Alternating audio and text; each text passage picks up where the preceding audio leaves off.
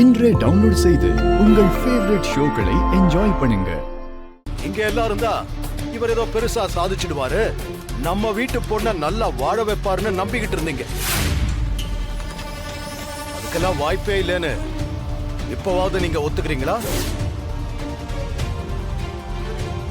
இந்த கட்டின பாவத்துக்கு இவளும் வாழ்க்கை பூரா கஷ்டப்படணும். இந்த லட்சணத்துல இவங்களை நம்பி இன்னொரு ஜீவன் வேற உண்டாயிருக்கு. நாளைக்கு அந்த குழந்தை பிறந்தா அது என்ன பாடுபடுமோ? போலி கர்ப்பம்னு தெரியாம குழந்தை பிறக்க போகுதுன்னு அப்பா சொல்றாரு. இந்த விஷயம் மட்டும் தெரிஞ்சா என்ன ஆகும்?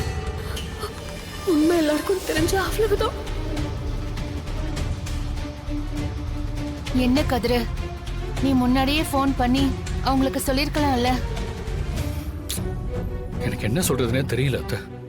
எனக்கு நேரமே சரியில்லை, அவ்வளவுதான்.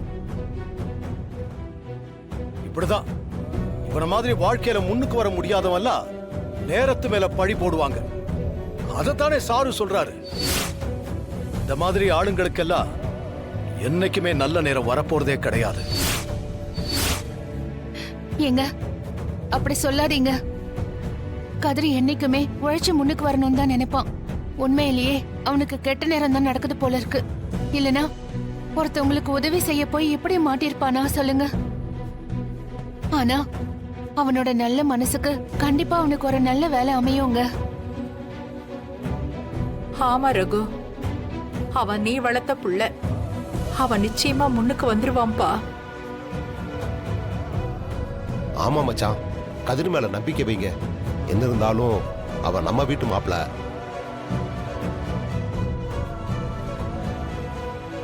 எனக்கு அந்த நம்பிக்கையே இல்லை.